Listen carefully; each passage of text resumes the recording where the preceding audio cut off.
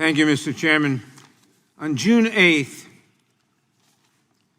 a grand jury in Miami indicted former President Trump on 37 counts related to his mishandling of extraordinarily sensitive national security information, including information regarding defense and weapons capabilities of both the United States and foreign countries, United States nuclear programs, potential vulnerabilities of the United States and its allies to military attack, and plans for possible retaliation in response to a foreign attack. According to the indictment, the unauthorized disclosure of these classified documents could put at risk the national security of the United States, foreign relations, the safety of the United States military and human sources, and the continued viability of sensitive intelligence collection methods. And indeed, the indictment goes on to describe how the former president made such unauthorized disclosures. Even if you believe, as Chairman Jordan claims, that President Trump has committed no crime, surely we can agree that it is dangerous and profoundly irresponsible to have taken these documents from the White House and left them unsecured in Mar-a-Lago. Don't take just my word for it. Trump's Secretary of Defense, Mark Esper, said that the former president's handling of this information put U.S. service members' lives and our national security at risk. And Trump's hand-picked Attorney General, Bill Barr, with whom I agree on very little, hit the nail on the head when he described the former president's legal troubles as, quote, entirely of his own making. He had no right to these documents. The government tried for over a year, quietly and with respect, to get them back, and he jerked them around. When he faced a subpoena, he didn't raise any legal arguments. He engaged in a course of deceitful conduct. That was a clear crime if those allegations are true, close quote. The former president could have, at any time, for months, simply returned the documents and avoided prosecution. But House Republicans do not want to talk about any of that. They seem incapable of assigning any agency or responsibility to Donald Trump for problems that are Trump's and Trump's alone. Instead, Republicans have planned this hearing and constructed an entire false narrative around this work of Special Counsel Durham in an effort to distract from the former president's legal troubles and mislead the American public. To be clear, the Durham report is by itself a deeply flawed vessel. After 4 years, thousands of employee hours, and more than $6.5 million in taxpayer dollars, Special Counsel Durham failed to uncover any wrongdoing that Justice Department Inspector General Horowitz had not already found in 2019. He brought just 2 cases to trial and lost them both. Both defendants were acquitted in mere hours. The single conviction that Special Counsel Durham obtained involved a single charge of lying to the FBI, a case developed and handed to him by the Inspector General, and one resolved by a quick plea bargain. The report itself outlined some fairly glaring investigative missteps. The FBI apparently never even looked at a thumb drive of key evidence related to allegations of contact between the Trump campaign and the Russian government via a Russian cell phone. Nor, says the report, did the FBI ever examine questionable computer contacts between the Trump Organization and Alfa Bank, one of the largest banks in Russia.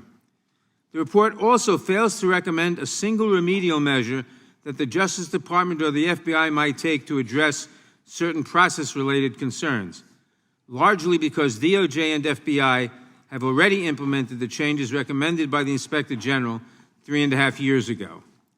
Now, I understand that, like the former president, many MAGA Republicans had a lot riding on the Durham investigation. I understand that they might be disappointed with where it landed, but that is no excuse for making things up. First, the Durham report unequivocally concludes that the FBI not only had the evidence to open an investigation into Russian interference in the 2016 election, but actually had an affirmative obligation to investigate ties between the Russian government and the Trump campaign. It is simply not true, as some Republicans have claimed, that the Durham report suggests that there should not have been an investigation. Affirmative obligation. Those are Mr. Durham's words, not mine.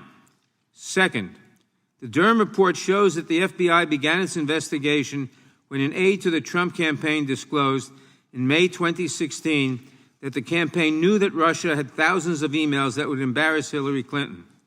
The aide bragged about it at a bar.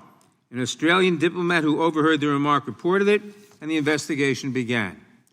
It is simply not true, as the most extreme voices in this room have claimed, that the investigation was somehow launched by the Clinton campaign. That particular conspiracy theory is off by several months. Nor is it true that the FBI was opposed to Trump from the beginning. For example, the Durham report tells us that the FBI encouraged a confidential human source to infiltrate the Clinton campaign, not the Trump campaign, and take steps to entrap, unsuccessfully, aides to Secretary Clinton. This story is right there on pages 74 and 75 of the report.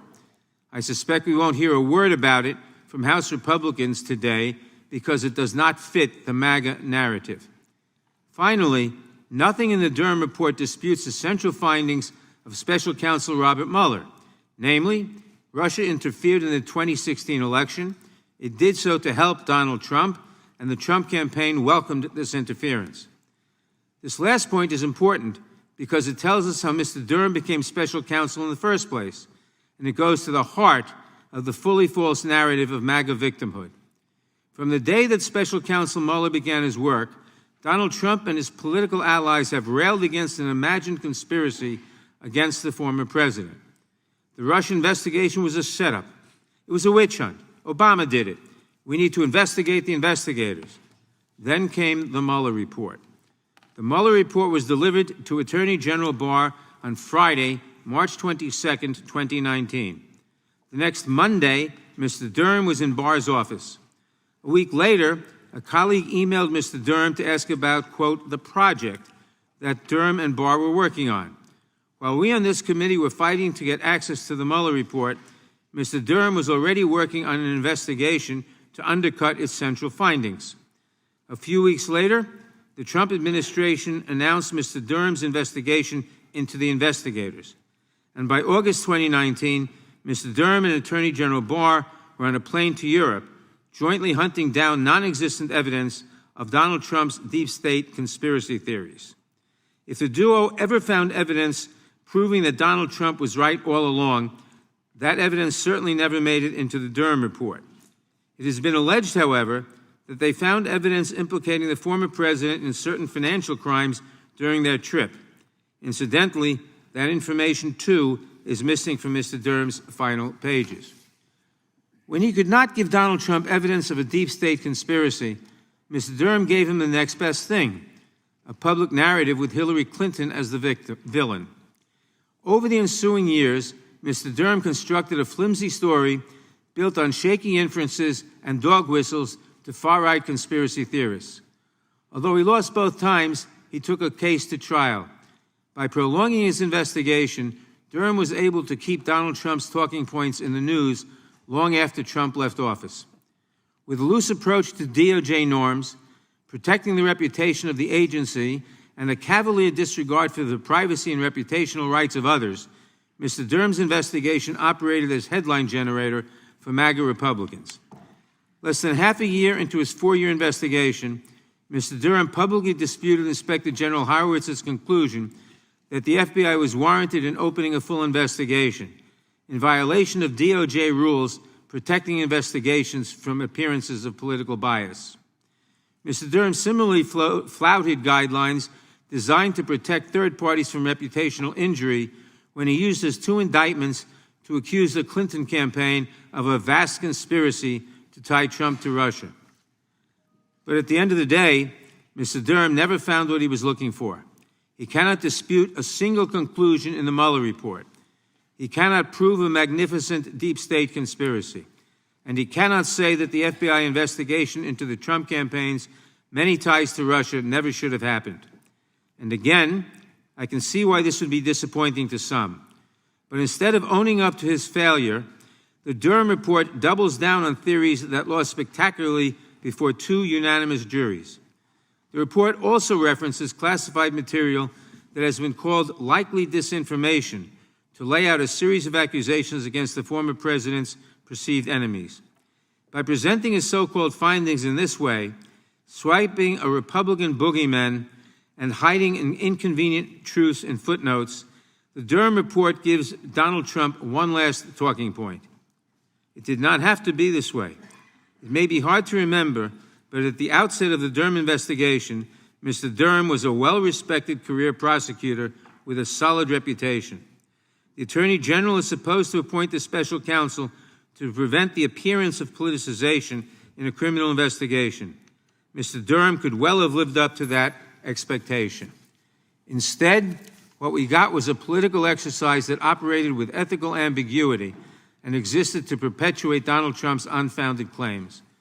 The investigation failed in its political objectives, but did real damage to a department that is still recovering from the excesses of the Trump administration. And despite Mr. Durham's best efforts, a reckoning is well underway. Do not be misled. Former President Donald Trump is not a victim. He did this to himself. For all of its flaws, the Durham report does not show that anyone else is responsible for the president's legal woes, past, present, or future. Anyone who tells you otherwise is simply making it up. I thank the chairman, and I yield back.